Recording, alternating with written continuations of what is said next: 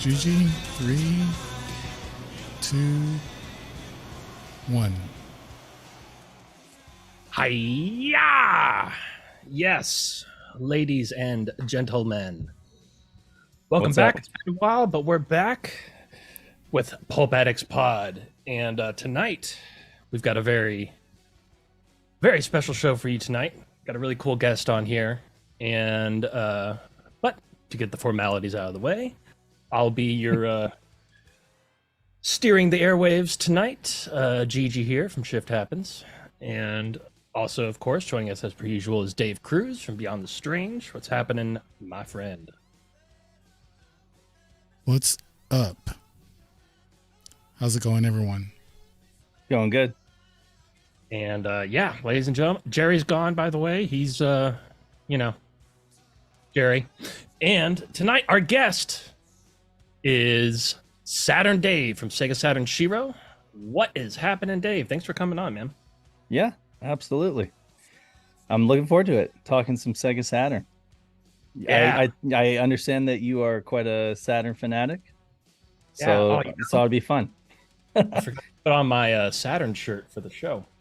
Oh, missed opportunity. That's okay. I've got the best one too. I had to custom order it. It's just the blue Saturn ball, but no text. Just the ball, you know? So like Oh, really? so when you're out in public, it's like it doesn't spell it out. So only somebody who actually knows what it is going to comment on it, you know? Yeah, yeah. And I do a lot of conferences and stuff for the other radio stuff we do, and I've worn it to every single conference, like underneath the little suit top, you know, big Saturn logo. And only one person ever has knew what played it was? Yeah, only one. Oh man. And I've had it for like 5 years. That's a bummer. But that's reality for you. I mean, you know, like what are the chances? I mean, there's like folks who still don't know what a Sega Saturn is. It's crazy. My brother-in-law just recently got one, and he got it because he'd been listening to the Shiro podcast, you know. So he's like, "Hey, you know, I picked up this thing is expensive." You know, he's like, "Is it just me, or are the games like kind of ridiculous?" Right? And I was like, "Yeah, just get yourself like a satiator or something and just rock on, you know." And that's what he did. So yeah, he's playing it with his daughter, having a blast. Fantastic. And so you also, if I'm not mistaken, you have a family of your own, and you like to play video games with your son. Absolutely. Yeah. And he's big into Switch. I mean, he's huge into Switch, but every once in a while he'll like just today he was asking me to get the twin sticks out and play Virtual On. My buddy Pat just gifted me a twin stick in the original box and everything with the VR Temjin on the front there, and it's rad. Like I believe, even being like a uber Saturn fan, I still didn't have a twin stick, and so now, you know, just been messing with that around for Christmas, you know, because Pat got it for me for Christmas, and so they're like, "Can we play Pat's game?" They call it Pat's game because they don't know. They're just like, "Can we play that robot game?" So yeah, no, it's a blast. Wow. Yeah, That's I've cool. somehow never had the virtual stick either, although we did have the arcade Mm-hmm. in our Yeah. neighborhood. So Oh, you I think did? that was Okay. a big deal. Yeah. Same. Well, neighborhood. I grew up in Reno, Nevada, and we had a lot of casinos. So lots of arcades because the casinos were built up like resorts, I guess, right? So they'd have these big arcades and had a couple of Virtual On machines. So I do remember playing in the arcade, and the arcade one was like really robust. It's like built to just withstand anything, you know. These ones you got to be a little bit more delicate with them, but yeah, no, I mean, you know, good games are good games, and Sega made a hell of a lot of good games.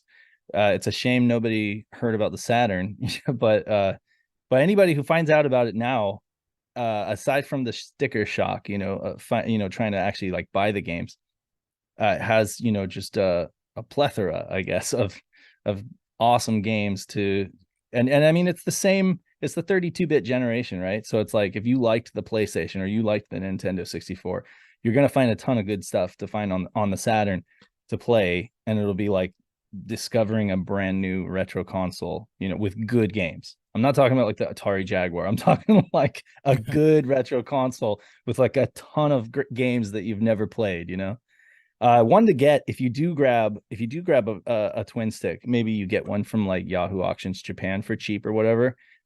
Get yourself the bulk slash dub, fan dub, like 12 people voiced it, and it's just amazing. And they coded in twin stick support. Thing is just absolutely amazing. Gameplay is amazing with the twin stick. I didn't know they did. Yeah, I have bulk slash, like the the Japanese version. Yeah, totally playable, totally enjoyable without English. But with the English voice dubs, it just makes it so much more accessible and enjoyable, because you get the story, you get all the missions, all of the misses or whatever, the girls that are your navigators and stuff. They all have different personalities, and it's really cool. Yeah, they did chef's kiss. Fantastic job setting the bar for like fan dubs among all of the retro game communities. Like I don't think there's another console out there that has as impressive of a fan dub. It's even just, I've been seeing so many fan translations come out that I didn't even know were in the works. Like I'm in the middle of going through the Saturn fan translation of Grandia right now. Nice. Excellent. Trekkies Unite. He's a member of our community. He does some amazing stuff. Yeah. Nice. And the big one for me was Shining Force 3, scenarios 2 and 3. Oh yeah. So you can play through the whole series, and then, which I guess, I got the translated the fan translation of 1 as well, because I guess the ending is different in the actual Western version, because they tried to wrap up the story in 1 at the very end. Absolutely. Yeah, they just kind of forced it to work. And if you played the original English version back in the day, so you really just don't get the big picture. I don't want to spoil anything, but I mean, it's epic, and you just got to play through all 3. And it's so good too. Like, I was just on another podcast saying, like, I love how Sega respected your time, because even for an RPG, you can just hop into that for like, I don't know, 30 minutes or an hour before work, play some missions, pause, or save on the battlefield, go to work, and then come back. So it's not like you can get a lot of gameplay done without having to mess around with a lot of the stuff that you have to in like modern RPGs and modern action RPGs. Which isn't to say I don't love modern gaming. I just love that about like Shining Force 3. It's just really accessible. Folks should play it. And so they kind of give you that option with that with the Shining Force 3 games. Like, you can, like me, for example, I talk to every single NPC. I read every single book on the shelf. I like to get the full understanding of what's happening. And I unlock every character, every hidden eye. I mean, I'm that kind of guy. You're that guy. If you don't want to do that, you can kind of just bounce right through it, and they give you that option. And yeah, my son playing it the other day, and he speed reads all that. He's like, I'm like, are you reading what's going on? He's like, nah, but I don't really have to, because he just wants to fight the battles, and see the special moves, like bear my Arctic blast. Arctic blast. Exactly. Sounds like they got like one of the cleaners in the building. Come on, do this voice for this game, Yeah, that's how it was. I love that. No, so many games that have that classic, lovable type of cheesy voice acting. Yeah, absolutely. It's so bad it's good, And like I did a like Deep Fear.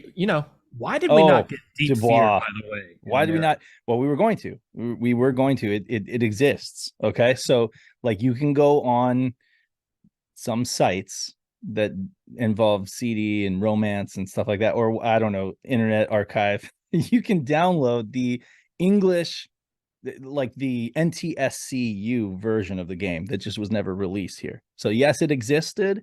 Yes, it was about to, get greenlit. And then the Saturn just was doing terrible.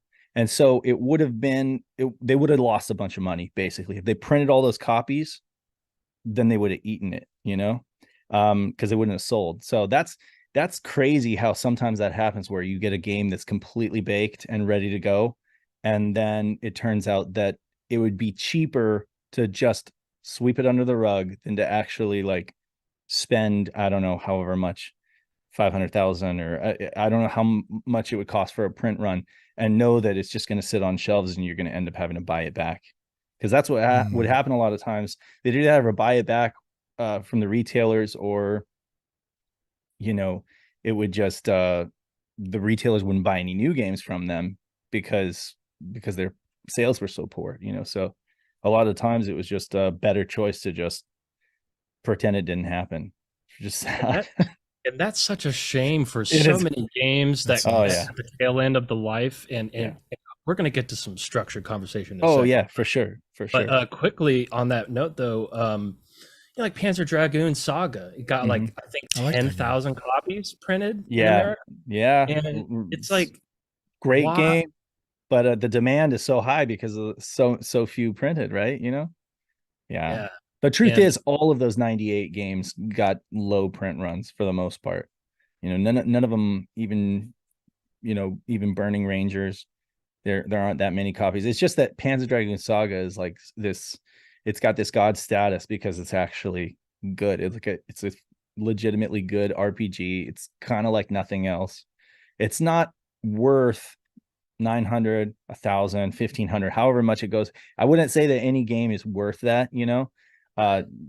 Just play it, you know. There are ways, but I'm just saying, like, play it definitely, but I don't think anybody needs to spend that kind of money on it, and I don't think anybody should judge it because of how much it costs now on the secondhand market. People do that though. They get all like, you know, like salty. They're like, I can't afford it, so it sucks. You know, it's like, no. Like, a lot of people got that game on discount back in the day, you know, myself included. So it's great. But yeah, it's sad. We only got like 4 to 6 games in 98. Basically 97 was the Hail Mary year for Saturn, and it wasn't. It ended in a fumble. Yeah. And it's such an interesting situation, and that's really where we'll start here. Okay. I want to talk about what really happened. What really happened? As far in bigger context, you know, what ultimately led to Dreamcast or Sega leaving the console market after the Dreamcast, calling it early on the Dreamcast. And a lot of people obviously, you know, point out like the 32X kind of started the whole fumblery, and then it was one of the things. Yeah, but depending on who you ask, there's you know, some people say 32X had nothing to do with it. Some people say it was all Saturn. Some people say the opposite of that. And so let's start at sort of the mid to end 16-bit era. Genesis is killing it.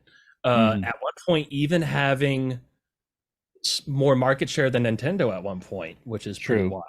Yeah, at least in the West. And so, and then the Sega CD comes out, which, you know, it wasn't, you know, the greatest thing in the world, but it wasn't a flop by any means. You know, it was what? Yeah, it wasn't. Fine. It wasn't in 32X, that's for sure. I mean, according to the you know, numbers that we've seen recently in this like leaked document, Sega CD wasn't doing that great by the time like Saturn was around. Like it did some numbers, but I mean, it was like, I wouldn't call it a failure, and it definitely had some great games. But I think the problem with the Sega CD was the games that they were marketing in the West were like those really crappy FMV games, you know. That now this podcast is called Pulp, right? You know, so it's like, and I mean, if you're so, you know, some of those games are so bad they're good, but I mean, the video quality was really poor. FMV was like really in vogue, and then it wasn't, you know, and it was like, they try to sell people on this idea that FMV games were the future of video games, and like the media ran with it and bought it, but like gamers were just like, after a couple titles, they're like, yeah, no, this is not the future of video games. Waiting for cutscenes to load and then watching grainy video and having these really like terribly, you know, terrible actors, poor production values. Like, no, this is not my future of video games, you know. So I mean, you know, gamers weren't stupid, but I think that's why the Sega CD was kind of not a huge success. But even still, it wasn't, the reason Sega toppled or anything like that. Right. And yeah, I mean, they should have been promoting like Popful Mail and the Lunar Right? game. Yeah, like that, and that's the thing is they didn't think that Americans were ready for that stuff. I guess. I mean, they obviously, released some of that stuff, but they didn't really like push it. And it's like I definitely didn't know about Popful Mail until much later, you diving back into this stuff as like a retro gamer, I'm like, oh, back in like the mid 2000s, discovering all these amazing games on the Sega CD, and I was like, oh, all my friend had was like Lethal Enforcers or I don't know, the Sewer Batman Shark. Returns, Sewer Shark. Yeah, there you go. I mean, so or Night Trap, which of course landed Sega in hot water, and so that there was also the stigma. There was negative press. It doesn't help, obviously. But yeah, I mean, with Sega, it was really just they. Yeah, if people have to understand that Sega was always a scrappy company. They were kind of a careless company, fly by the seat of your pants kind of company. They did a lot of cool, innovative things. They took risks, but they did not have the kind of capital strength that Nintendo or Sony did. They didn't have the kind of money, the reserves that they could to like weather any kind of, substantial storm. And they certainly didn't have the kind of money to spread themselves thin with so many different platforms. So when they started, when they had to, support so many platforms at the same time, the Pico, the game, they decided that, oh, we've had success with the Genesis, and we've given Nintendo, we've made Nintendo do a double take. Maybe we should do the same thing with a portable system. Of course, Nintendo, they had the Game Boy, and it was just absolute. I don't know. They had that market cornered. Hmm. Sega thought they could do it too, and they thought they could do it better. But was it net? I always think, was it really necessary? Like, was that part of it? Is just like thinking that they had to match Nintendo for everything, uh, you know, and do everything that Nintendo did could have been part of their demise too, because it just forced them to spread themselves really thin, and they didn't have that kind of money to spend on supporting so many consoles.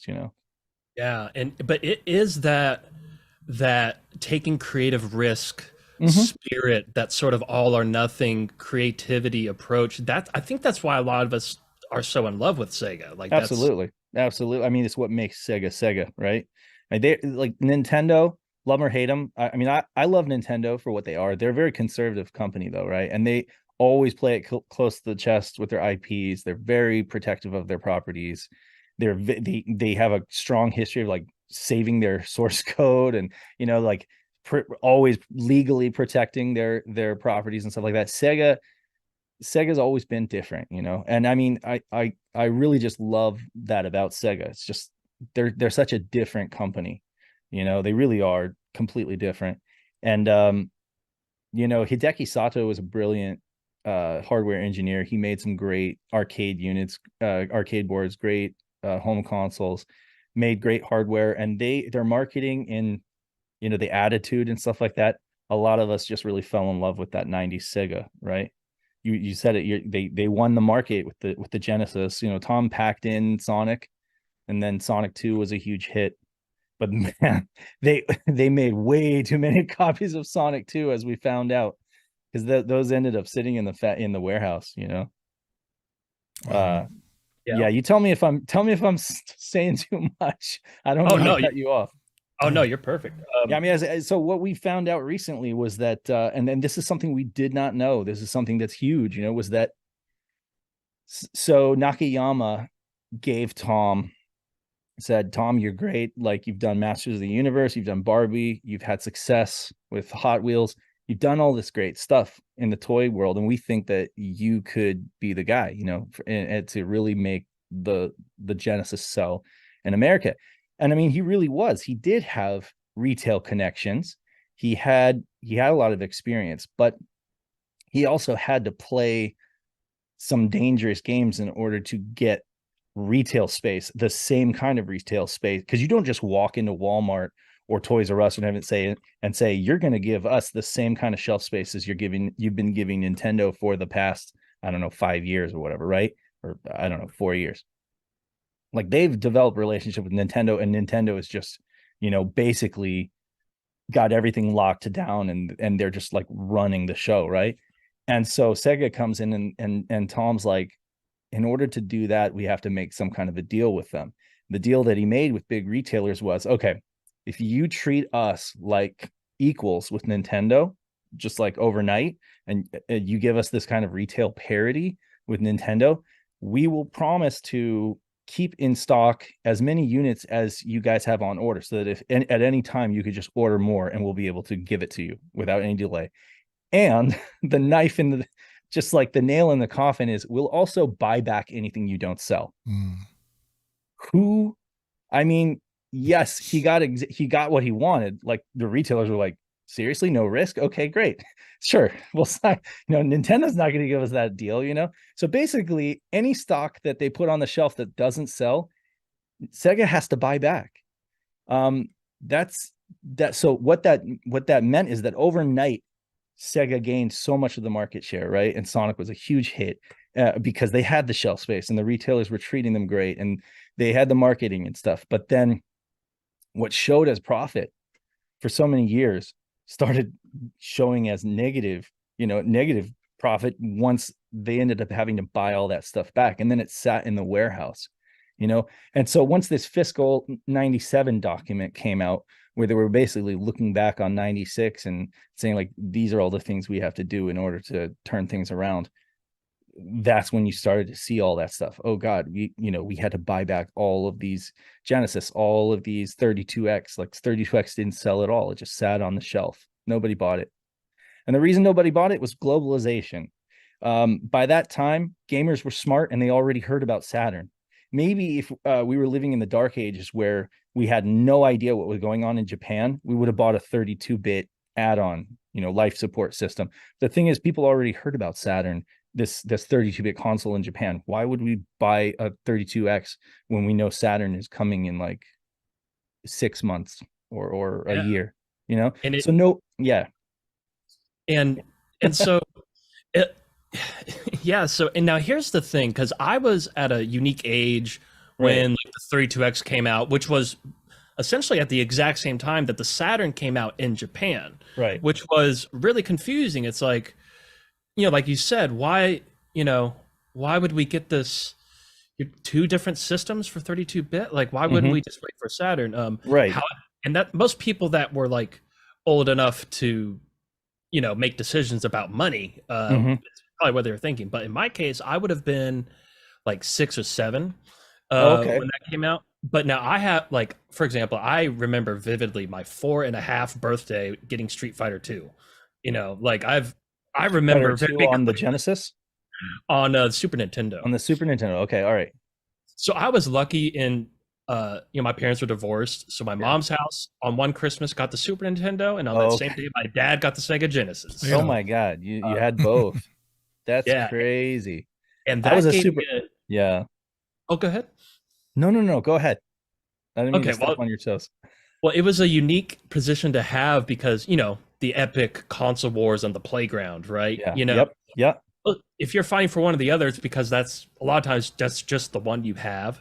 But I was always like a Sega head right from the beginning, but I like Nintendo too. But when it came down to it, I would be, rooting for Sega, and it means a little bit more coming from somebody that has both than somebody who only has one. Obviously, none of that matters now that we're adults and we just enjoy video games. But at the time, console wars were a real thing if you were a kid. Really? I mean, you really could only afford one, or your parents would only afford one. They're just like, no, we're not. I mean, so we had both, but that was because my dad got my sister. Funny enough, my sister was the first one to get a console, and I was so jealous. I've gone on record before saying like, I've never been so jealous of a sibling. She got a Genesis for her birthday.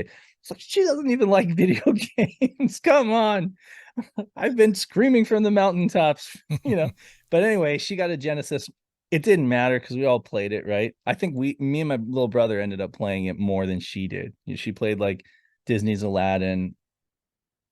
She likes Sonic, but like we really played the hell out of that Genesis. And then I ended up getting a Super Nintendo Christmas of 92. So with like Link to the Past and Star Fox was my game. Like played Star Fox over and over and over again. So I was really big into Super Nintendo. And I was a big Nintendo Power kid and everything like that until I found out about the Saturn. Well, really until I went to the arcades and I saw Daytona USA for the first time. And that just blew me away. Like, I know that's cliche to say, it blew me away, but I mean, folks, like, seeing Daytona USA was like an alien experience in the arcade because nothing was like that. There was no other game that had textured polygons in it, much less moved at 60 frames per second and had that blasting soundtrack, and 4 cabinets chained together that were networked. So I mean, it was like it, and you had to pay serious money to play that game, but it was so impressive that it burned those 4 letters Sega into my brain. I was like, okay, these guys make good games, like, and I know that because the Genesis is great, but that really made me seek out Daytona USA on a console. Otherwise I just wouldn't even have sought out Saturn to begin with. But Wow. yeah. Yeah. I mean, yeah, Daytona is classic. And in fact, this movie theater just closed down that has an old Daytona USA cabinet. And I'm Really? trying to. Are they selling it? I'm about to find out. Yeah, I've been That would making. be so rad. Is it 2? Is it like a 2-player or like the full 4, or is it just Oh, no, it's what? just a single one. It's the single? That's fine too. That's cool. Probably for space. Yeah, Yeah. but I put that in the garage. I'd be out in the garage. Yeah. Yeah, that's rad. I mean, and so where did we go from there? So yeah, so tell me more about, like, how did you get a Saturn? You said So here's and this is really the root of what I want to get into is kind of dealing with why the Saturn didn't do so good over here. Right. And to give context, it did fairly well in Japan. so yeah, it did great in Japan. And it had a longer life in Japan Yeah. as well. Started earlier, lasted Mhm. longer. Right. But so in my scenario, big Sega head as a kid, my best friend got a Sega CD, my other best friend got a 32X, and that's the other thing I was going to say. Like, as a 7-year-old kid who isn't worried about money, like, the 32X was the coolest shit. Like, when it came out, everybody wanted one. And so it's interesting to look back retroactively. A lot of people, like, shitting on it, like, for when it came out and saying it sucked. And it's like, man, I just remember we thought it was the Virtua Fighter at home on the 32X. That was a big deal for us. Oh yeah. But that was it. It had some spark when it launched, but it immediately just dropped off the map as soon as PlayStation and Saturn were out in most cases. But in our area, everybody knew about the 32X. Everybody knew about the Sega CD. Mhm. Somehow, nobody knew what a Sega Saturn was. Mhm. I didn't even know the Saturn existed. Like, eventually, we got an N64. I didn't get a PlayStation until after the fact. So we were like N64 and then still rocking the Genesis. Right. Because we didn't know there was another Sega console. And then it was like late 97, holiday time 97. Yeah. I saw 2 things happen within a period of a couple days. I was looking at a Funko magazine and I saw a picture of the Saturn console with Ultimate Mortal Kombat 3, and it had a screenshot of the character select screen, and which caught my attention because I had the 16-bit version of Ultimate 3, which, they took out Shiva. They added, it wasn't the same as the arcade version, but I noticed that it's the exact same as the arcade version. Right. How do I Saturn? What is that? Like, what is that? But I kind of kept going, just kind of forgot about it. And then a couple of days later, I saw a commercial on TV for Sonic R. Right. And I was like, what is that? That's the same logo. What's going on? You saw a commercial for Sonic R. Yes. I have to ask. Okay, so you were how old? So I would have been about 8 or 9. Okay, you're a kid. You're still in elementary school. Was this like a commercial during the daytime television? Was this like a weekend cartoons commercial? This would have been before school, early in the morning. Okay, that's crazy. That because even that flies under my radar. Like, I never saw any commercials. But by the time Saturn was out, I was a high schooler and I wasn't watching cartoons anymore. I was, getting up early for school. It's funny, it just depends on your age, like so Sega Lord X, real quick. he's like 10 years older than me, right? So, and he was working a job and he loved his Sega Genesis. So he was already talking to the clerks and like figuring out how he was going to import this next system, right? But if you were kids like us, young kid or even a teenager, like you really just didn't hear about it. And you didn't think about import. Like I didn't think about importing anything until like the Dreamcast. Yeah. So okay, so you saw this commercial of Sonic R. They do Yeah. exist. Wow. I'm gonna have to find that commercial because I don't remember ever seeing an American commercial for Sonic R. And that's a big point I'm going to get to in a minute is why we didn't see commercials, because I have a couple of theories on that. Now, so I saw the commercial, saw the thing in Funkoland. I was like, okay, what is the Saturn thing? Like, how have I not heard about this? I'm the biggest Sega fan there is, you know?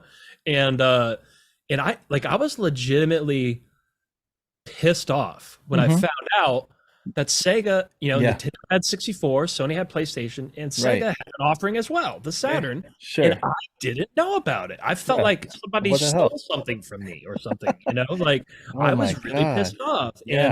But I almost got one a couple of times, but then the Dreamcast was coming out. Like I started hearing about it in '98. So I was like, okay, well, because getting a console was a big deal. That's a serious investment for our family, So, so I was all in, saving up for the Dreamcast. And then it wasn't until the Dreamcast, I'll never forget reading that issue of Dreamcast magazine, the opening letter, like, hey, it's over. Because I hadn't heard any rumors about that until the magazine showed up to my house and said it's over. I was like I think I literally cried. I was probably like 12 at that time. And I think I cried when I read that. And then, of course, I broke the story at our school. Nobody else knew that was happening either. That is crazy. Similar story. I don't know if I cried. I might have on the inside, but like I would walk to Barnes and Noble by our house, right?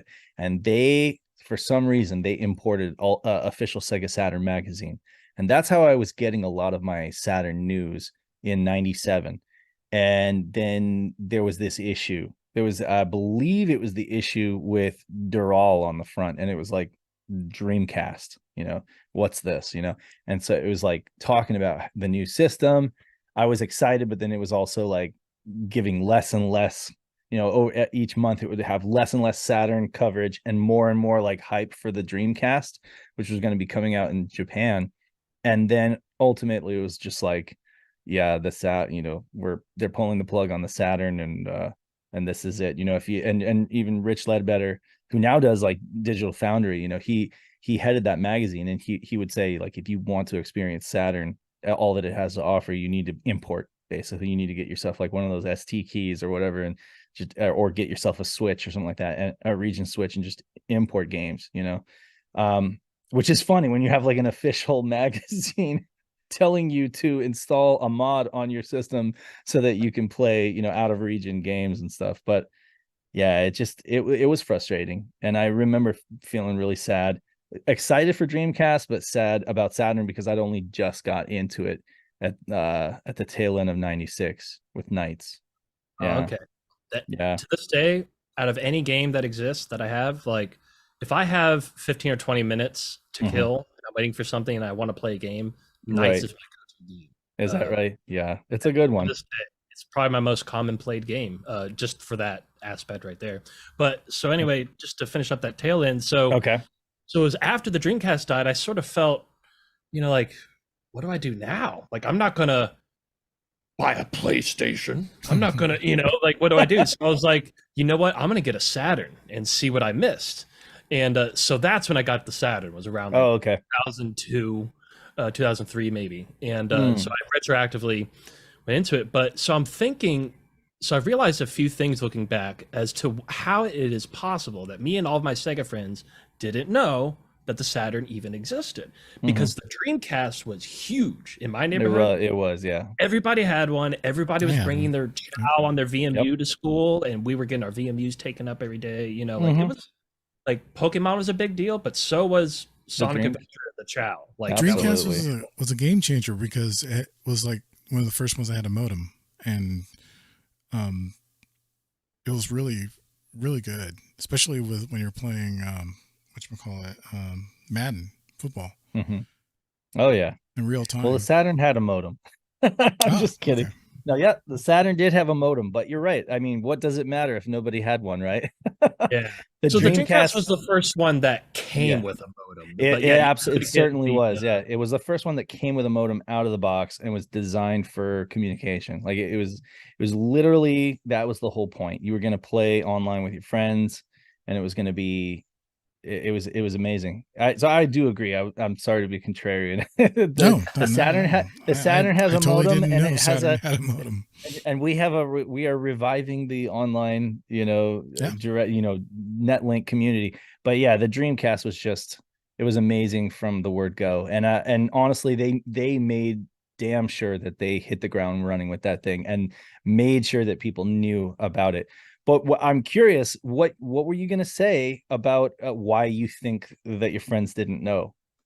So first thing is me and my close friends, there was one store in the mall. Mm. It was KB Toys, Oh, okay. who infamously refused Famously, to yep. carry Saturn stuff This is after the true. surprise launch, which I'm Yep. sure everybody listening here knows about what we're talking Right. about with the surprise Like an launch. urban legend now, right? Or it's, yeah, it's well-known fact that they got burned, right? Because Sega had like choice retailers that they shipped their very limited early rush, early launch E3 95, and KB Toys was not one of them, even though they had a long-standing relationship with KB in terms of like the Genesis and stuff. So KB was just like, well, forget you.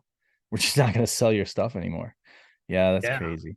And so that was definitely a factor because that's, even if we weren't going to, if our parents took us to the mall, we would just hang out in that game store all, the whole time while our parents Right. did the shopping. That was where we got our games. And since they didn't have it there, and Hmm. that's where my parents would, even if they were buying me a Christmas present, a video game, that's the Right. store they went to go get it. So they Huh. didn't know it existed. We Okay. didn't know it existed. And we didn't really have we didn't get the magazines. Right. And we did have, my dad was like the first person to get the internet in our neighborhood. Okay. And that was, looking up the moves and cheats for Mortal Kombat, having them printed out, like, Yeah. that, That's we were the rad. most popular house in the neighborhood. That's rad. Um, Yeah. but so that's definitely a factor. KB Toys didn't carry it, so we never saw it. And then also, so getting back to the commercials, Commercials. because you Yeah. can look up on YouTube, Yep. there's a bunch of American commercials that were made. Sure. Mm-hmm. And supposedly, on TV. However, now, because I'd watch TV every morning. I'd get up an hour early before school and watch, cartoons or whatever. Okay. Yeah. Yeah. That was my gig. Mhm. And then also, after school, Dragon Ball Z and stuff, I would see PlayStation and the N64 commercials all the time. Mhm. But I never saw a Saturn commercial until that one in like late 97 after it was pretty much already over. Yeah. And it just makes me wonder, like, okay, well, they made the commercials, but we didn't see them. So what's happening there? And I almost wonder if, since they were sort of, starting to bleed money at that, like, I wonder if they just simply, if they maybe only focused on certain regions Yeah. of the country, maybe they didn't pay for nationwide It coverage could of be their that. commercials. It could be that. It could just be that they couldn't afford prime time slots. But like it was enough to produce the commercials as it was, But then when it comes to actually paying for the ad space, like so people need to understand the famous ad that you were showing me at the beginning, right? With the dude with the bald head, and the lady with the Saturn rings on, so they paid a ridiculous amount of money for that campaign. They paid like 30 million, I believe it was. They had a 50 Dang. million. So they had a $50 million budget to advertise for the Saturn. They spent 30 million of it on TV, and they spent 20 million of it on print. They went with Goodby Silverstein for the TV campaign. And that's what they did. They did Theater of the Eye and the It's Out There campaign. It was basically like they showed it at E3. They showed it on TV. It was kind of a long deal, so it wouldn't have been like a Super Bowl commercial or something like that. It was like a really long thing that they even sent out to folks, I guess in a VHS, to promote it. But I mean, they blew $30 million on that. It's so bad that it's good kind of like we all like it now, but I mean, ironically, like it didn't do what they wanted it to do back then. I don't think people were sold. It was a little weird. It was definitely like had this strange vibe to it. And so I just don't think that it sold gamers or teenagers on this idea that this was going to be like a cool thing. You had a biker, like a Hell's Angel, dancing around in a tutu. Bug. You know what I mean? Like, Yeah. so like that's what they spent 30 million on that. Now when you think about that, but their ad budget, and they're not Nintendo, they're no Sony, they don't have cash for days, they have to be really frugal with what they have. I always say, like, how much more could they have done if they just put Saturns in malls, like on kiosks, and let kids play them? Like, you could, if you have $30 million, you can afford several Saturn consoles and kiosks, and just let kids play it. Get it out, get the actual hardware out there so people can play the games and see what the hype is about, instead of trying to just tell them, through this weird $30 million ad. So yeah, I mean, by the time it rolled around to some of those ads that they did do, they ended up going with I forget who the ad agency was. It McCann Erickson, maybe? Or anyway, I forget, but the Mednick Group is what it was. They went with the Mednick Group for print ads, but then they ended up having them produce some TV commercials as well, like the La Zona Blanca one, and a couple other ones with Panzer Dragoon. But I imagine by that time, just the cost of production was significant, and then they couldn't afford the ad space, like you said, or they couldn't afford to be in every market. So they were like, oh, we're doing well here, let's just push it here or something. Yeah. I But feel like it yeah, must have been because me not seeing a Saturn commercial was not for lack of watching TV. not for They lack just of watching TV. Yeah, no, weren't airing. you saw one more than I did. Let's be honest. I mean, there was a Knights commercial. There was a Knights. There was a Fox Kids Knights into Dreams contest, and me being like a huge Knights into Dreams fan, I would think that I would have seen that, But I like posted about it on Twitter like a year ago or something. Like, I am just seeing this for the first time. I guess I wasn't watching Fox Kids when I was, a sophomore in high school or whatever. You know what I mean? But yeah, I mean, it's crazy. I never saw a single Saturn commercial back in the day. It's No lie. just so odd that there could like the closest thing I could think of is like the Wii U, in terms of people not knowing what a console is, or that it's even, because I think a lot of people, even just the other day, a friend of mine didn't know what a Wii U was. He thought it was like an add-on for the Wii or something. Oh, Like, really? Okay. Huh. yeah, like they should have called it something else, Yeah. but even that, as bad of a situation as the Wii U was, it still wasn't to the extent that the Sega To the Saturn extent was of just that. unknown. And Yeah, it's weird because crazy. coming fresh off the Genesis that everybody knew, it's just it must have been a really unique, a whole bunch of different circumstances that created this perfect negative space. Yep. Regarding the Absolutely. Saturn. I think it was. And, I really do think that it was like the retail. So you're the first person I've talked to who has actually been affected, like firsthand affected by the KB Toys thing that we all hear about. Like, I've heard about that a million times, and I'm just like, I often wonder, like, well, who was affected by that? Well, now I know, like that literally affected you because you shopped there. I didn't have, I think we did have a KB Toys, but it wasn't in my neighborhood. It wasn't anywhere that I would shop.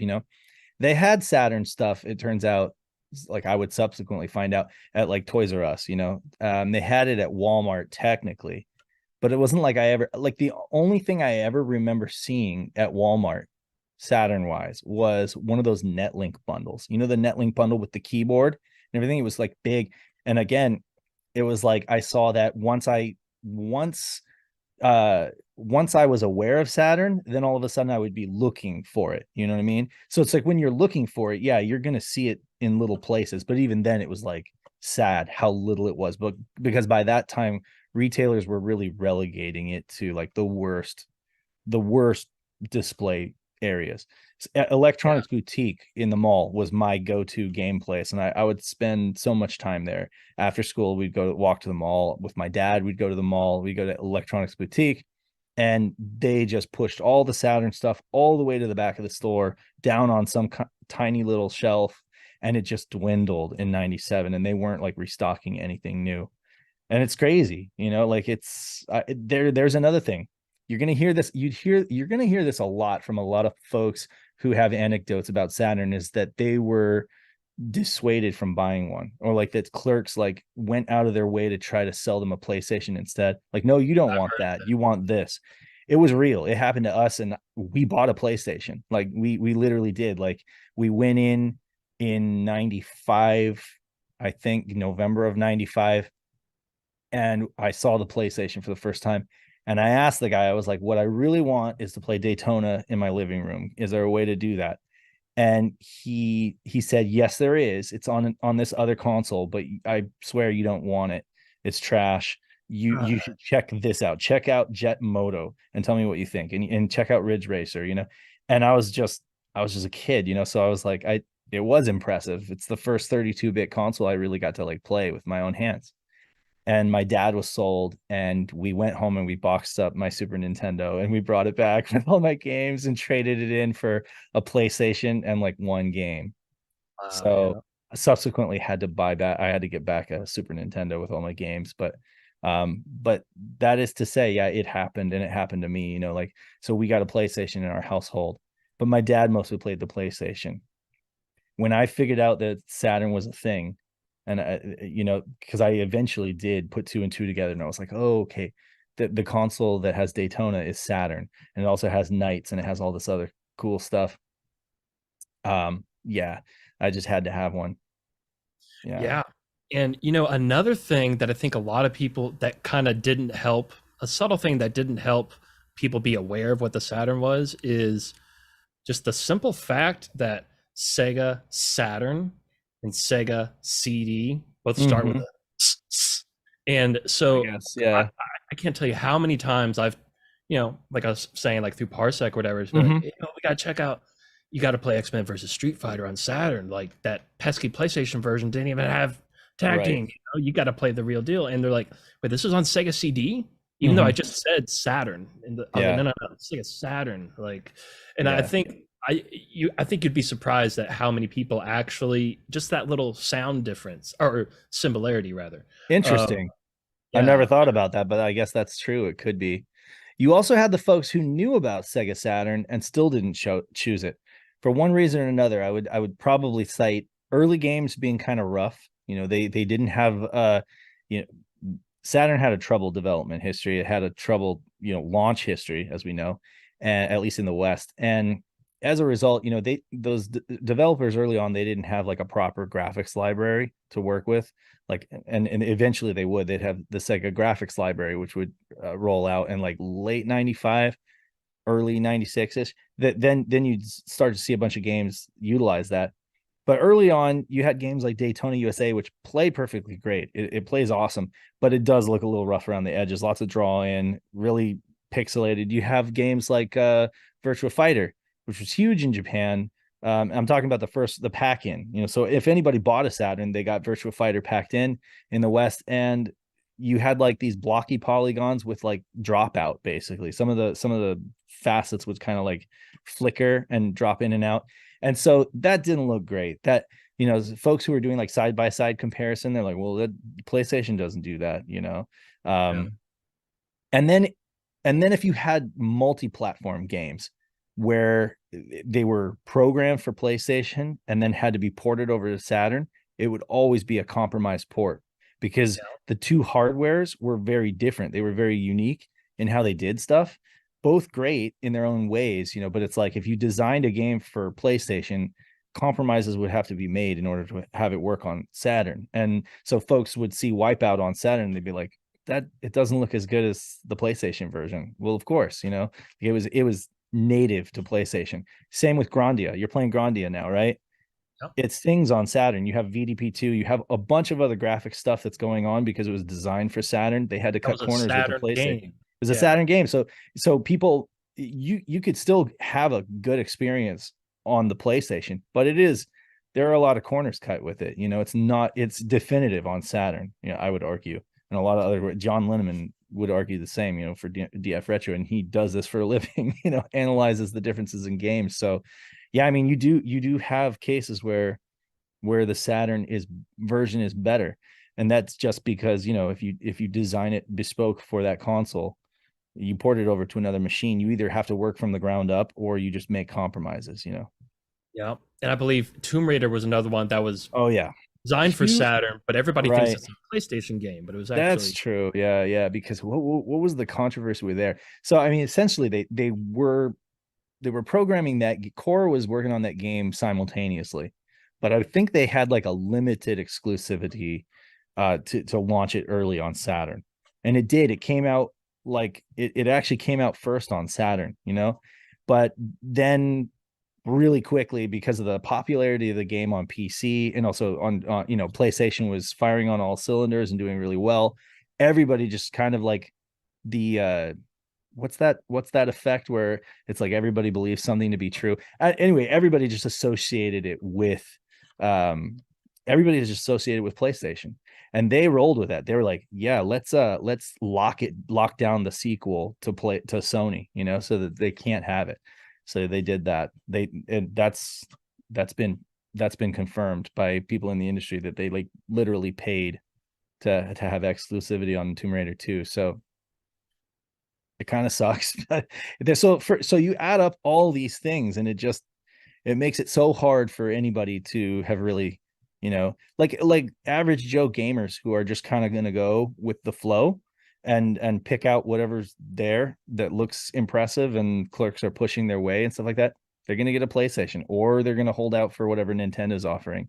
And ultimately Nintendo would, I mean, you can't understate how big Mario 64 was. Oh It yeah. was a juggernaut of a game, and like it sold that console. If it wasn't for that one game, I swear, because their lineup, they didn't ship most of the games that were supposed to. Like the what folks said, oh, we're supposed to get this jet ski game. We didn't get that on launch. They got like Pilot Wings and Mario 64. So I mean that game literally sold those consoles, and it was phenomenal. But I mean, yeah. Yeah. I'm not prejudiced of these other consoles. I have all of them, and I love Right. them all for what they do, because they're all unique. But I don't feel like gaming modern consoles have that kind of personality that those old consoles, even the Dreamcast, has so much personality versus like your modern consoles are pretty much like pick a color. Yeah. I really feel like the Dreamcast, PS2, Xbox, GameCube era, Oh yeah. that generation was basically the last generation of sort of a games made by gamers for gamers. Like before they started doing all of your Call Mhm. of Duties and like they started appealing to more casual gamers and Right. going the market, but like especially with Sega and Nintendo, they really up until the Wii, that is, but Yeah. they were both. It was for real hardcore gamers, like a Mhm. lot of their stuff, Yeah. uh, and Nintendo takes some. They took some creative risks in a different flavor, but kind of like Sega Yeah. did. But they were, Sony and Microsoft just didn't do that, and it's just sort of it Yeah. almost just feels watered down these days, and there's a lot more hand holding in games. Yeah. I mean, most of there's some good stuff on PS2, but I'll be honest, it's mostly from third parties. You'd have some stuff that took risks. You have some stuff that's more indie. Like games like Ico or Shadow of the Colossus were really fun on PS2. I loved Final Fantasy 12 and stuff like that. But yeah, they're all from third parties. And you're right, like games became more corporate. Budgets got bigger, teams got bigger. It was like a Hollywood movie production. I believe at that time the game industry surpassed the film industry in terms of dollars made. And so risk was not really something they wanted to do. Like you don't make money on risk. So yeah, they've games now, again, old man yelling at the sky, games now have become very homogenized. You got a lot of these like triple A hits that are just like safe, and it's going to continue to give you, it's like Marvel movies, you know what I mean? Like it's going to put butts in seats, but it's going to be style over substance. There's not much there. Whereas like you go back to the Dreamcast era, you get stuff like Space Channel 5, right? Not I'm not saying it's the best game in the world, but I mean, like when that came out, it was like out of left field. Like, what is this? This is crazy. Seaman, See, Seaman, Space Channel 5, Fantasy Star Online. These games are like, they're all like so different and have so much personality, and they take risks. Maybe they succeed, maybe they fail. But I mean, like, there was a company just willing to try anything because they hadn't figured out the formula for printing money yet. The game industry hadn't figured out the formula for printing money yet. So it was like, let's try everything and see what succeeds. And once they got to like the Call of Duty era, it was like, wow, this is, or any kind of games that are, you know, I don't know, with mobile games, it's a whole other story, but it's like the pay to play kind of thing. But I mean, it's like once they figured out how to basically print money and do it, consistently without much risk, you just like set it and forget it. And now you can't even buy physical games at Target. You mostly you just see like a row of these little credit cards with the picture of the game on it. That'll be $60, please, for this little credit card. And then you download it, and then they shut their servers down and say, kindly go screw yourself. yeah. So it's like, You so really you don't own it. You're you just don't you have a license to play license it to play. Yeah, as long as they decide it's like it's like Redbox, but like for a lot longer. You're just renting the content, you know?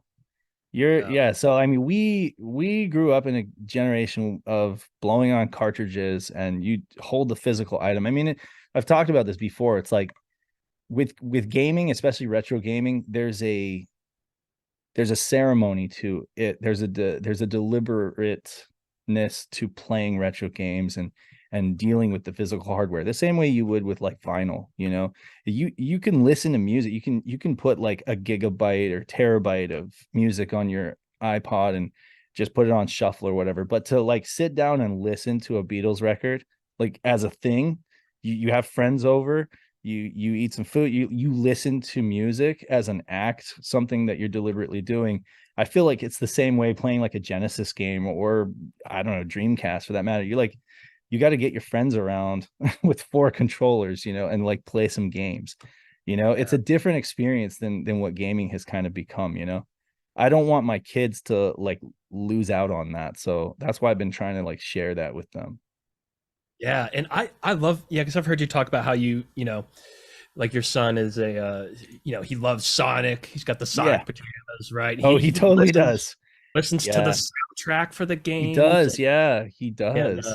It's but crazy. that's such a cool experience to share that video game memories with Mhm. your kids. And it's funny because a friend of mine, like, him and his wife are like, oh, we're not gonna let him play video games as long as we can. It's like, Mhm. mm. Like, I can understand that for something like watching cable TV. Yeah. Like, yeah, I wouldn't push TV on him, but video games, it's You depending know, on the types of game you're playing. Some games are actually, they're good for the brain, get your cylinders Yeah. going, and sure. they can be a fun adventure together when you play with somebody. It can also be used, and it depends on your kid. Like, I'm not going to tell any other parent how to parent their kids, but like my kid, he's borderline ADHD, right? He needs an incentive, and I can use games as an incentive. Like, I love the fact that the Switch has good parental controls. You can kind of like dole out an hour on your phone. It's like, so he gets his homework done, he gets to play some Switch. That's good. I think kids should have that. Sure, it's like a little dopamine hit, for like sweets and Switch. That's like, but I mean, we're all human. Like, I get how it works. And there are a lot worse things he could be growing up on than video games, right? Yeah. He loves music, like really does love music, and he's considering. I mean, I don't think he thinks too much about his future, but he's already told me, like, he's like, I want to make video game music when I grow up. I'm like, that's a totally admirable profession. Like, I think it would be badass if you grew up and made video game music. I'd be jealous because like I never did anything like that. Like I would have loved to, but it just didn't happen. So yeah, I think it's great. I think kids should. It's I mean, it's like if you let them watch movies, but you won't let them play video games. Like, how it's two different forms of media, right? But they're basically media. They're basically art. Like that, I at least I know that sounds cliche, but I feel like video games are art. Yeah, I mean they really are. Yeah. And uh, now, real quick, I guess we got to wrap up pretty soon. Oh, okay, yeah. But I would love to do a part two, really, because Sure. there's so much I wanted to get to with you. But And the I last talk a couple, lot. So, well, so at do I. least I'm We're told. two peas in the It's pod, been great, really. Yeah. um, No, yeah, um, I'd be down. I'd be down. and that would be awesome. Yeah, I'd really love to do a part two. But last couple things Hmm. we got to get in here is uh, so real quick back on the Saturn Hmm. sort of why it missed. Now, one common thing, you know, talking about Okay. the third party games and stuff, I Yeah. think, because the Saturn had a very complex architecture to it, and when with the multiple, VDP 1 and 2 and multiple processors, like third party developers that didn't, they would take shortcuts, instead of figuring out how to do the transparencies, they would just do the mesh deal, Hmm. and then magazines would rag on them like, oh, it can't do transparencies. Like it can, Hmm. it's just they're not. But when you put it in the hands of like a first party Sega developer, they made Hmm. some beautiful stuff. Like Right. Virtua Fighter 2 looked amazing, Hmm. nice. Yep. Uh, Panzer Dragoon Saga 2 and all the Panzers. And but anyway, so I think that played into it too, and then they really got bad raps from I mean, just Yeah. looking back on it, I wasn't paying attention to it then, but looking back, I mean, they were just getting trashed by a lot of They really were. publications for all kinds of things. And another one, nobody ever points this out, and I just want to put this out there. Okay. People always talk about, you know, the price difference, and the Okay. epic when PlayStation announced at that same E3, Right. the 299 micro. 299. Right. And so I was like, oh, it's $100 cheaper, like the price difference, man. It's like, well, if you think about it, Sure.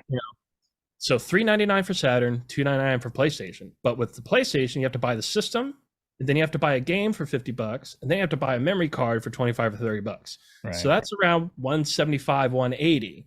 But And the Saturn, nobody's thinking about that. That's how sales works, right? I mean, they so, get you. They get you with that line, right? 299. And then you're in the store and you're buying it for your kids and you don't want to say you are right. You are right. And I think that hardcore Saturn fans, we always argue that, right? But I mean, when it comes to dollars and cents, like all that really mattered was that, like the cost of the console. I mean, Sega, sure, if they had said turned around and did 299, they would have lost a lot of money. It probably wouldn't have been so good for them. They would have sold more Saturns, right? Like because parents don't know that stuff. And the whole idea with sales and the way that bait and switch works and everything like that is that, yeah, you find that out at the register, right? But then it's too late and you got yourself a PlayStation, right? So we're all kind of sore about it. We got chips on our shoulders because we're like, you got to save games day one because it came with built-in memory, right? But nobody cared about that really ultimately. And I think Steve Race was the guy who said that on the mic, 299. A lot of people may not know this, but Steve Race was the marketing VP for Sega that Sony stole him away. Oh, He was the guy, he really was the boots on the ground dude who put Genesis in shopping malls and stuff and let people play it. And like, yeah, Tom was the one who brokered a lot of the deals, but Steve Race was their marketing guy and he was brilliant. And to have him go to the enemy and have all of that information, all of that like, privileged information about the competitor, oh, like nobody talks about that. But I would love to interview Steve Race sometime and just be like, hey, just tell me all about it. Like, I would love to hear the story about all of that because like going back to what you said before, your previous point was about what was the previous point you made? I had something to say about that. the price difference. No, before that. Darn it. Well, I don't remember what it was. Anyway, it was another reason. It was the transparencies thing, right? Oh, right. It can't We also have to acknowledge the fact that Sony, they changed the entire game industry with how they did the PlayStation. Not only did they come out with the PlayStation and just singularly focus on this one machine, no handhelds, no, they weren't doing the PSP at that point. It was just literally like singular tunnel vision focus of making this one machine a great success.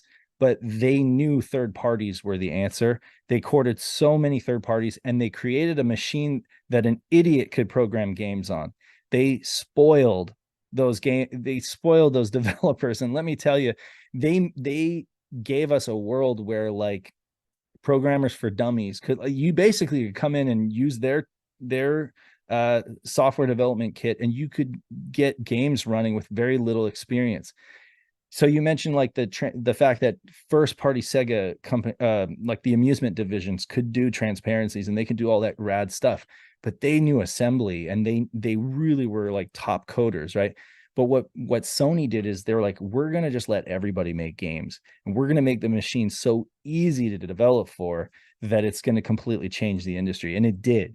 So that's what gave us the ability for development houses to just balloon in size. And when they did that, then the productions got bigger, almost like film, with tons of credits and stuff, because all of a sudden you just had these really easy to use tools.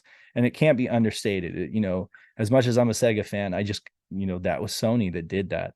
That was disruption. That was like seismic change in the industry. It really was. Yeah, and it's so ironic to look back. Everybody knows about the Sony and Nintendo PlayStation deal that fell through, which resulted in, the CDI, the Zelda CDI, Unholy Triforce, as it were. Yes, the Unholy Triforce. That's great.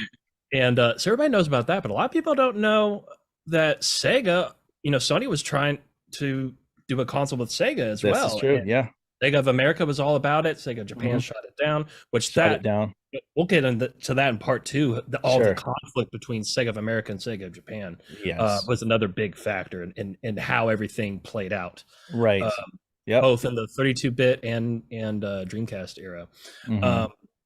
But yeah, that just somebody made that video the other day, and there was like, it was just the price difference. It was like, bro, Saturn came with a Virtua Fighter, which, let's face it, that was why everybody wanted a Saturn. This is true, at least at first. Had we known what Panzer Dragoon was, I think that might have been the more logical pack-in game, but since nobody had played it before, I think Virtua Fighter was the right one. And then, but also built-in save. You didn't have to buy a memory card.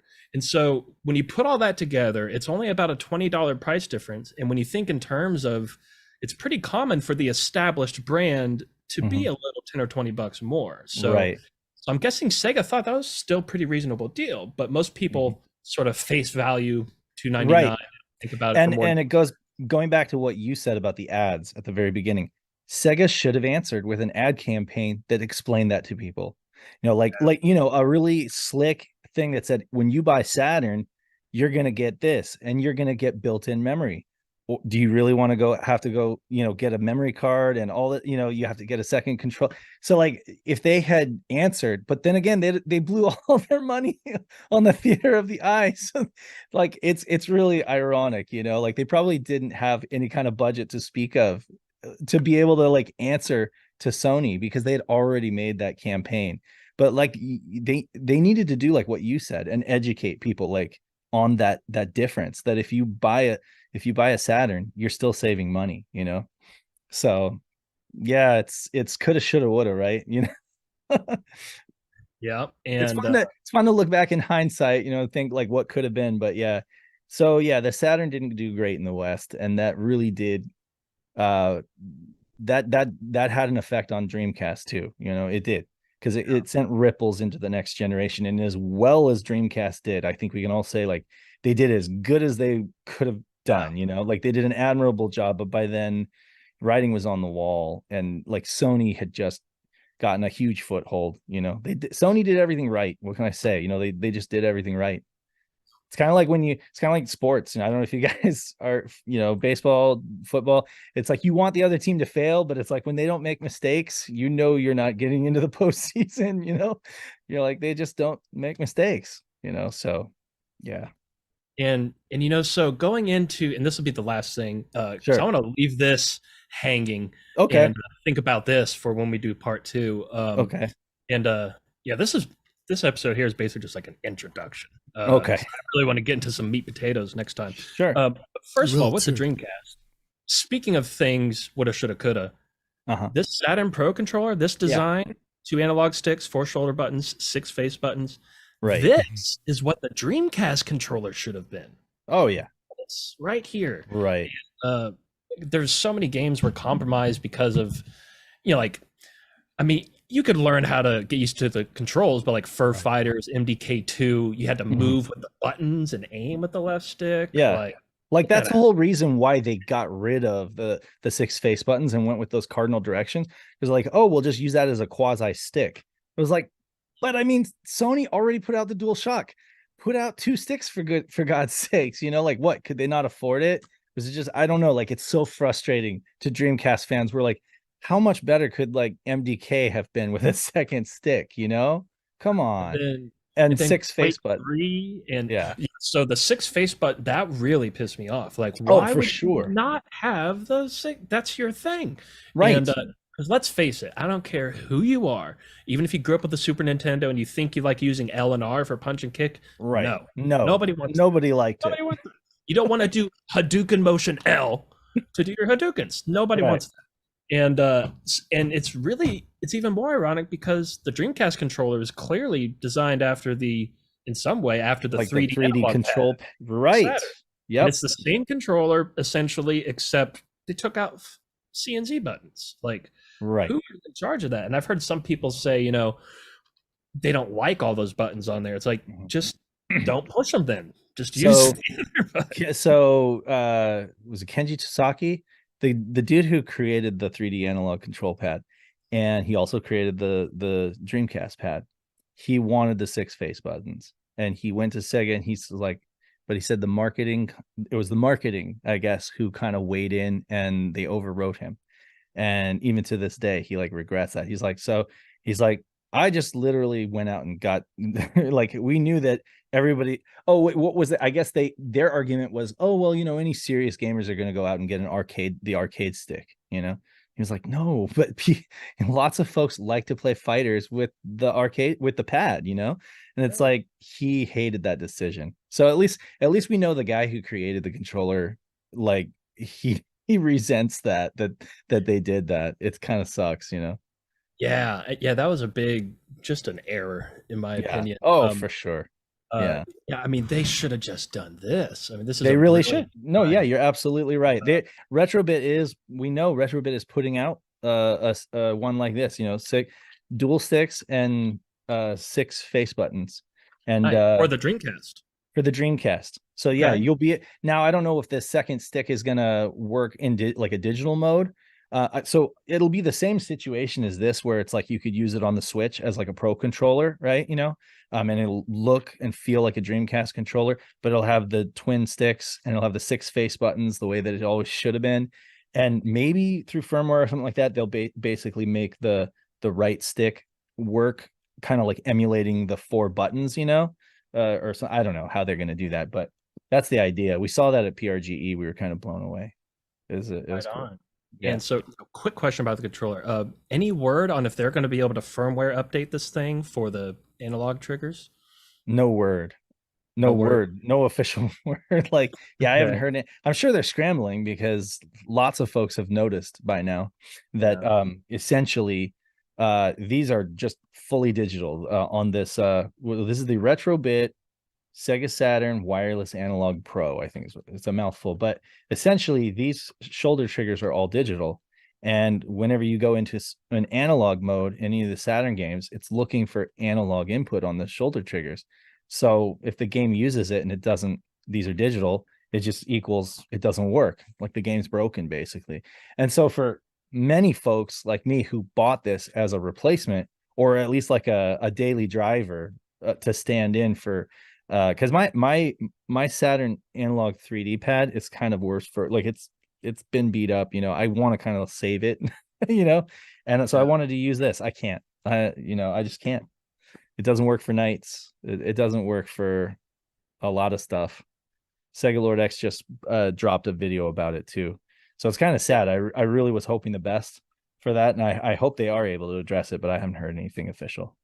So, do we even know if it's like, even if they Possible? want to address it, Like if they can want- they firm? Is it Can even they? firmware updatable? Yeah, like some folks in our community believe that it's possible to do some kind of workaround, basically.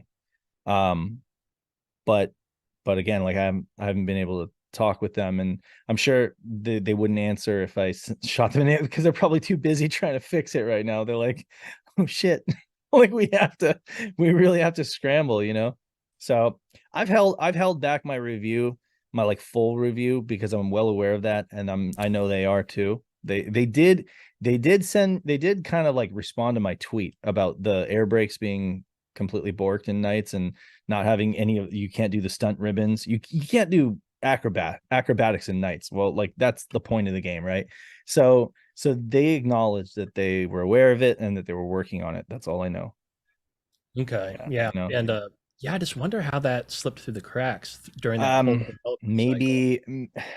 So I think I know how, and I think it's a combination of like, they didn't have experienced play testers, I think, because like when you go on the ground, you know how you like fall out of the sky in Knights, and you end up on the ground as one of the kids, you know, if you're doing poorly at the game, you know, then it goes into digital mode, and those things work. They turn the camera, right? So one who doesn't know the game well enough might just conclude, oh, it works, you know. But like, Yeah. so it's possible that they just didn't have like very experienced play testers, who knew all the games, you know, and knew the situations to test them in, you know.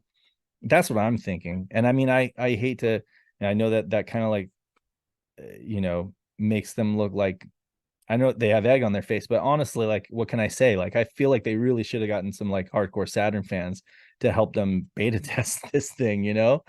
And then they would have known, you know, and they would have been like, okay, it's not ready to release, you know? But we told them at PRGE, I was like, you Knights doesn't work right now. Like I'm a decent Knights player. Like I score pretty high. And I pride myself in that as well. Yes. yeah, and so like when I can't play, like I was like, I can't play this. Like I suck right now because I can't do any of the stuff I'm supposed to be able to do. They're like, oh yeah, well it's, you know, it's a demo unit. Maybe it's just seen a lot of wear. Seriously, like it's brand new. It's a brand new thing though, right? Like it doesn't matter if like 100 people have played with it like over the last couple weeks or what. Like it still should work, right? So that they kind of wrote it off as like, oh, it's a demo unit and maybe the shoulder buttons don't work. But I was like, okay, well, I'm crossing my fingers when you send me the review unit, right? So yeah, I don't know what to say. Yeah. Well, we'll hope for the best. I mean, I love the controller for situations that it Oh does yeah, work in. I'm such, you know, excellent build yes. quality. Doesn't rattle at all. Yep. Got a great. They finally figured out the D-pad. The plastics feel more quality. They do have the Hall sensors, so less wear and tear there. I don't know if that does anything for accuracy, but it definitely does, over the long term, you know, for wear and tear. And just yeah, all the buttons feel great. Like I think as a digital pad, it's gonna be great. You know, it's got USB-C. You know, so Absolutely well, for sure. And the only thing I was like, oh, it doesn't have Bluetooth because I like to use it with my Android, but I mostly have my right, Android on my Samsung deck stock anyway, so I can just plug it in USB receiver. yeah, And it works great with that. Now, yeah. the last thing I wanted to get into, we don't really have time for it, but it does have to do with Peter Moore and some very suspicious circumstances that I've been wanting to get somebody's take on, who's, you know, who really knows what they're talking about, like yourself, Okay, and see what, I mean. There, you know, I may or there's may not know what you're talking about yeah, with Peter well, Moore. you know, Peter Moore, the Of Sega of course, America of guy course, after Bernie Stoller. sure, yeah. Uh, uh, well, just real quick, you know, he came out of nowhere, no video game industry experience. I think he worked for like Adidas or something, or like Okay, Fila yeah. before. He comes in, takes over Sega of America. He was the main proponent for leaving the hardware business. He was a big proponent of, hey, we need to stick to software. This hardware isn't working. Uh, and then so he's pushing for that. Mm-hmm, And you know, Windows is involved with mm-hmm, the Dreamcast manufacturing, and along those few years, they had access to all of Sega's R&D, mm-hmm. manufacturing tools. They basically learned how to make a console 101 with Sure, Sega sure. from their Okay, Windows CE contribution. right, So Peter Moore gets his way. They leave the hardware market. And as soon as that happens, Peter Moore becomes the president of Xbox. right. Hmm. Coincidence? Yeah, Okay, so like I there's you know, there's a lot more to it, but we do have. So I want to kind of leave that there, yeah. and we can talk about it next time because we have to go right now, honestly. Sure, So, sure, uh, yeah, but yeah. I could sit here and talk for like We 5 can hours. speculate in the meantime. So yeah, just chew on that one, folks, until the next one. Sure. Hey, I really appreciate you coming on. It's just awesome to talk to another like real Sega head, you know. And I love, I've been following your all stuff forever, and Really? Okay, cool. Nice. yeah, I mean, for at least like I'm gonna say like 7 or 8 years. That's awesome. And yeah, and Sega Lord X Well, thanks is for reaching out. Yeah, no, I appreciate it. That's and yeah, awesome. for our little audience that doesn't know who Saturn Dave is, he runs his with a group of his friends. You guys do Sega Saturn Shiro.com. Right. And Yeah. it's your one-stop shop for Saturn news and updates, whether it's homebrews, fan translations. They do podcasts and videos. Yeah, If you wanna know what's controllers, going on, products, all that stuff. We try to be. We want to be. Yeah, that's the goal. and yeah, it's great. It's good to have, like it's like a home base for Saturn fans. Absolutely. It's also more broad into other Sega stuff as well, but definitely Saturn focused. And so great stuff there. And then your YouTube channel. We have all the links in the descriptions, folks. Cool. Yeah. So we do real quick. I mean, we do the website, so that's the home base. We do a stream every Friday called Shiro Show, and folks are welcome to come on there, be a part of the conversation. We talk. It's kind of like Retro RGB's roundup. We talk about the news from the week. It's a lot of fun.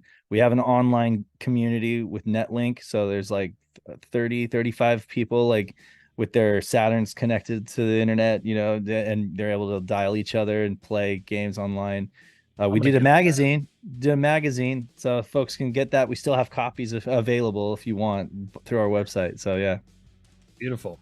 Fantastic, man. Well, again, thanks for coming on. Let's do a part 2 sometime sooner than later. And yeah, it'd be fun. I'm down. Yeah, for sure. And it was great to virtually meet you. Yeah, absolutely. You too. Likewise, Dave. Thank you.